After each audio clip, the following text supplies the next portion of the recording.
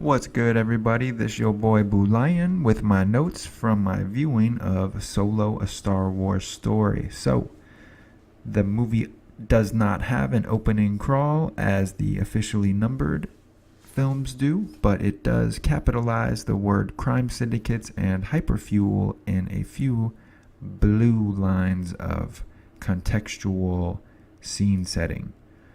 It begins on the streets of Corellia, which for all you noobs is Han Solo's home planet, where he is basically an Aladdin-esque street rat with a girlfriend named Kira.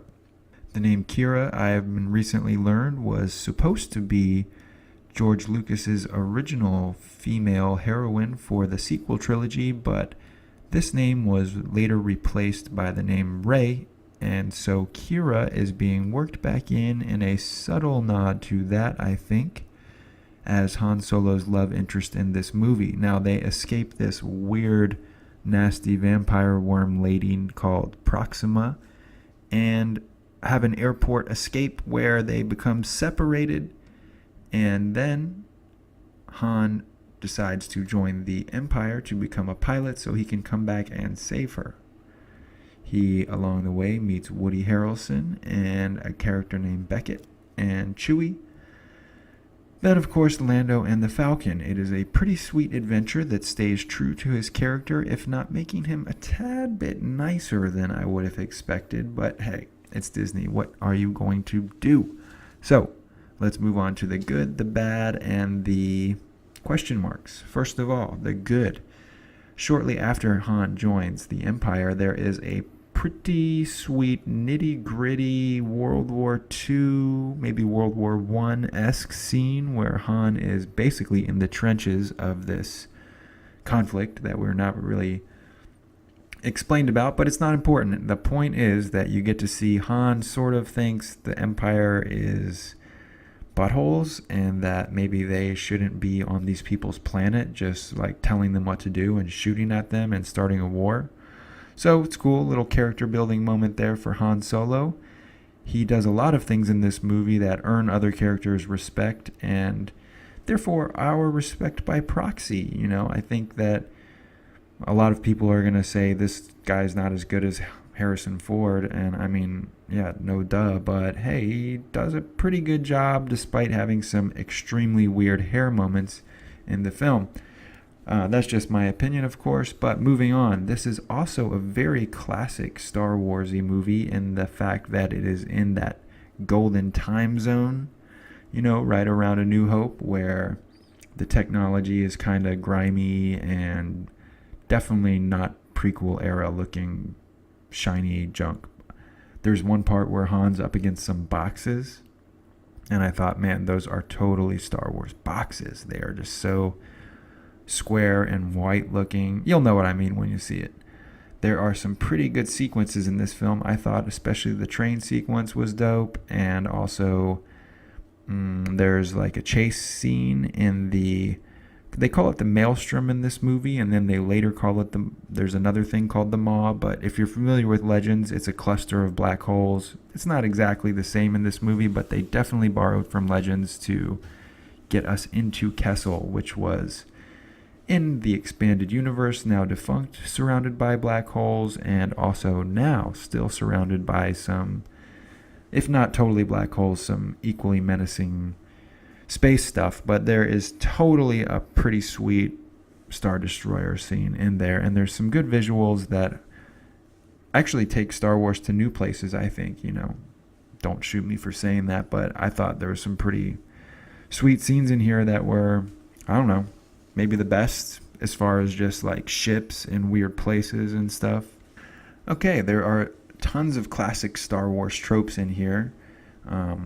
He goes on to a character named Dryden's space yacht, and there are like totally sweet, cool alien music singers, and I thought it was pretty imaginative, just like the scene.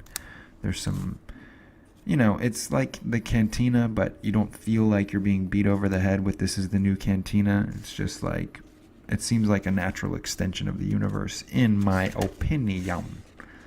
Han's relationship with Chewie and the Falcon is certainly explained and enriched. I think that there is an appropriate gravitas that is lended to certain moments, like the first time that Chewie sits down next to Han in the co-pilot's chair. One thing that I sorely think was lacking from The Force Awakens that we get to see in this movie is Chewie totally raging out and jacking some people up hardcore. I was happy to see that. Overall, I think this movie was a lot better than Last Jedi and Force Awakens. By far, Last Jedi, I don't even want to admit that movie exists. Luke Skywalker would not have become like that weird old coward that... Oh, I don't even want to talk about Last Jedi. Let's move on to, is it better than Rogue One, the other spin-off movie? I think so, yes, because, hey, I know maybe you're down with the whole... May the force of others be with me and guide me. May the force of others be with me and guide me. I don't know. I guess you could be down with that. And I did like the end scene of Rogue One where Darth Vader jacks everyone up in the hallway. But hey, I think this is better than Rogue One. On a side note, I like to see that Woody Harrelson got to sit in the Falcon gun seat and yell Yahoo! Similar to Luke and I guess probably Finn in The Force Awakens. I wish I could admit that movie didn't exist also, but hey, we are stuck with what we're stuck with, and I'm pretty happy to see that, this was a significant return to form. It doesn't have the magic, but hey, I mean, how are you ever going to get back the magic of the originals? This one's not bad, and it's interesting, and I think it's a step up from where they have been lately. Han is not wearing his classic outfit, which I thought was pretty refreshing because, and he doesn't find the outfit, and there's not like some Disney theme that plays when he sees this vest laying on the ground. He doesn't get it from Woody Harrelson. It's just like, you didn't show his original vest in this movie, and I was all the more thankful for it. There's been this continually shrinking Star Wars universe feeling going on, like ever since basically they revealed that Anakin built C-3PO. I mean, come on. That's stupid. He was a droid on an assembly line that was 350 years old before Phantom Menace came out. And they retconned that to be like, nope, let's just have Darth Vader build C-3PO. I mean, come on. The universe just started getting a little bit smaller that day, and I feel like it's continued to shrink. So seeing Han in not the vest was refreshing. Okay, now let's talk about the things that I think they did incorrectly. First of all, the tension between the characters, mainly Han and Kira, right? Like, their reunion feels like, if you guys really love each other, wouldn't there be like a little bit more like tension here? And there's a couple scenes where she's like with this new dude, and it's like Han doesn't even really seem that jealous, or I don't know, maybe he's just playing it way cool, but hey, like, I would have been upset if I was totally in love with this girl and then that the Vision started like rubbing her leg and stuff. No problem. But also, Beckett, aka Woody Harrelson, do you even care that, spoiler, do you even care that your girlfriend died? I mean, you yelled no, and then you didn't even mention it for the rest of the movie or even act like you cared. So, a couple weird emotional things in this movie that seem like, as the prequels did to a greater extent, you have to sacrifice the actual development of these important emotional relationships just to get on with the plot.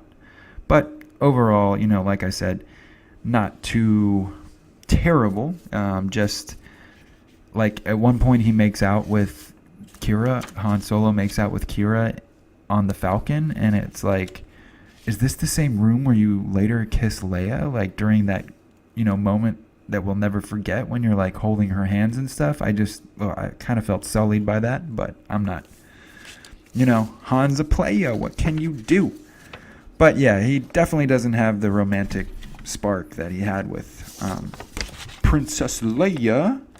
Okay, I'm looking at my notes here, and I just see a couple more things to mention on the bad side. First of all, they continue, borrowing lines from other movies and stuff, which sort of robs them of their significance.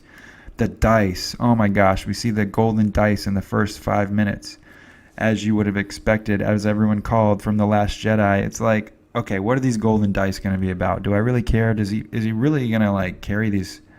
I mean, they're cheap looking. I mean, okay, so he's got the golden dice. Maybe we'll find out where they're from one day. Who cares? Let's see. They fall back on the thermal detonator thing, once again, borrowing from other movies. No problem. Let's see. Sorry to pause here. I'll just cut this out.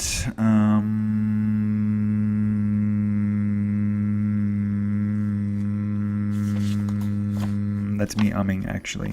I don't actually want to cut this out. I just want to do one take, but I probably will because, hey, no one's perfect. I should have organized my notes better. Oh, the worst part of the whole movie.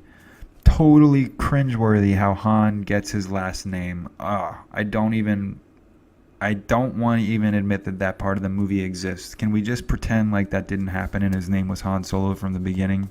Please. Ron Howard, you should be ashamed of yourself. You made a pretty good movie, but that was just too far for me.